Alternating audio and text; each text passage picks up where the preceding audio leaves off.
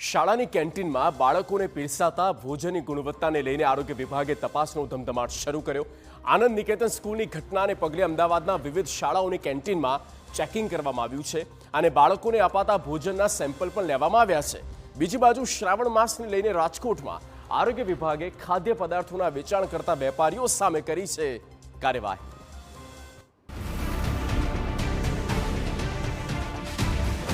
શ્રાવણ મહિનો છે અને વરસાદી માહોલ।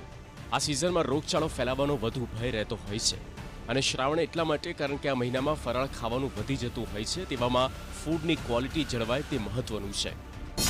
ભેળસેળિયા તત્વોથી સાવધાન। શ્રાવણમાં ફરાળ ખાવામાં રાખજો ધ્યાન। બાળકોના સ્વાસ્થ્ય સુરક્ષાની ચિંતા। બાળકો અને શ્રદ્ધાળુઓને ગુણવત્તાયુક્ત અને સલામત ખોરાક મળી રહે તે માટે આરોગ્ય વિભાગ સતર્ક થયું છે। શાળાની કેન્ટીનમાં ચેકિંગ, આરોગ્ય વિભાગ એક્શનમાં। બાળકોને પીરસાતા ખોરાકના લીધા સેમ્પલ।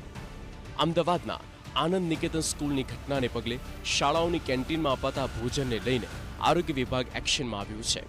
અમદાવાદના અલગ અલગ ઝોનમાં આરોગ્ય વિભાગની ટીમ બનાવી કેન્ટીનનું ચેકિંગ શરૂ કરવામાં આવ્યું। કેન્ટીનમાં બાળકોને કેવું ભોજન પીરસવામાં આવે છે, ભોજન બનાવતી વખતે સ્વચ્છતા અને હાઇજીનનું કેટલું ધ્યાન રખાય છે તેમજ ઉપયોગમાં લેવાતા મટીરિયલની ગુણવત્તા અંગે તપાસ કરવામાં આવી। જિલ્લા શિક્ષણ અધિકારી દ્વારા આપવામાં આવેલી યાદી બાદ આરોગ્ય વિભાગે તપાસનો ધમધમાટ શરૂ કર્યો। તપાસ દરમિયાન શાળામાં બાળકોને અપાતા શાક, રોટલી, દાળ અને ભાતના સેમ્પલ લેવામાં આવ્યા। અડાણી વિદ્યા મંદિર અને નારણપુરાની સેન્ટ ઝેવિયર્સ સ્કૂલ સહિતની શાળામાં કેન્ટીનની તપાસ થઈ રહી છે। આનંદ નિકેતનની ઘટના બાદ અમદાવાદ મહાનગરપાલિકાનો ફૂડ વિભાગ અત્યારે હાલ એક્શન મોડમાં જોવા મળી રહ્યો છે। અમદાવાદ શહેરની એવી શાળાઓ કે જેની પાસે કેન્ટીન છે, ત્યાં ભોજન કરવામાં આવે છે, એવી શાળાઓમાં જઈને હાલ તપાસ કરવામાં આવી રહી છે। આપ જોઈ રહ્યા છો કે કેવી રીતના આરોગ્ય વિભાગની ટીમ અત્યારે હાલ અહીંયા પહોંચી છે। અદાણી જે સ્કૂલ આવેલી છે ત્યાં એમના દ્વારા વિદ્યાર્થીઓને જે ભોજન આપવામાં આવતું હોય છે એની તપાસ કરવામાં આવી રહી છે। અલગ અલગ જગ્યાઓ પર ટીમ બનાવીને અત્યારે હાલ તપાસ કરાઈ રહી છે।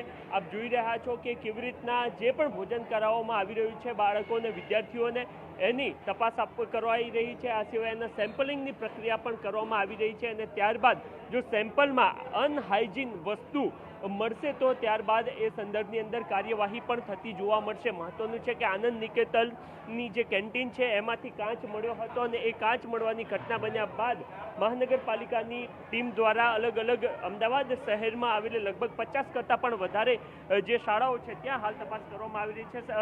આરોગ્ય અધિકારી આપણી સાથે છે, એમની સાથે વાતચીત કરીએ। સર, કઈ બાબતનું ખાસ ચેકિંગ કરવામાં આવી રહ્યું છે? હાલમાં અમદાવાદ શહેરની અંદર જે સ્કૂલો ચાલે છે તેની અંદર બાળકોને ભોજન પીરસવામાં આવે છે।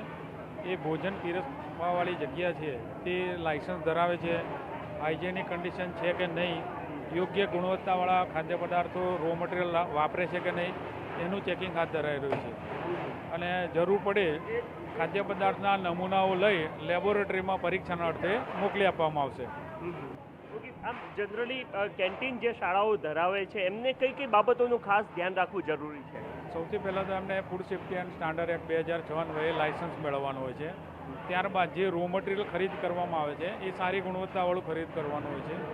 રસોડું જે બનાવતા હોય એ બનાવટવાળી જગ્યા એકદમ હાઇજેનિક કન્ડિશનમાં હોવી જોઈએ।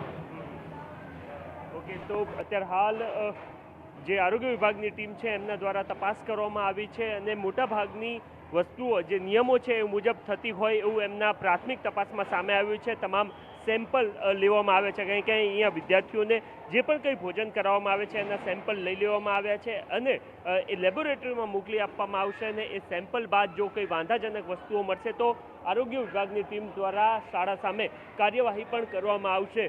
બીજી મહત્વની વાત એ પણ છે કે થોડા દિવસ પહેલાં શાળા સંચાલક મહામંડળ દ્વારા મુખ્યમંત્રીને એક પત્ર લખવામાં આવ્યો હતો અને એમાં પણ એ પ્રકારની સ્પષ્ટતા કરવામાં આવી હતી કે ચાહે શાળા હોય એટલે કે શાળાનું કેન્ટીન કે પછી એની આજુબાજુનો જે વિસ્તાર છે જ્યાં જંક ફૂડ આપવામાં આવતું હોય તો એ બાબતને લઈને પણ ધ્યાન આપવામાં આવે। અત્યારે હાલ મહાનગરપાલિકાની ટીમ દ્વારા જે કેન્ટીનોમાં તપાસ કરવામાં આવી રહી છે શાળાના, એમાં એ બાબતનું ખાસ ધ્યાન રાખવામાં આવી રહ્યું છે કે એની પાસે કેન્ટીન ચલાવવા માટેનું સર્ટિફિકેટ છે કે કેમ, આ સિવાય કેટલી હાઇજીન દાખવવામાં આવે છે અને એ સિવાય જે ભોજન આપવામાં આવે છે એની જે સામગ્રી છે એ કેવા પ્રકારની છે।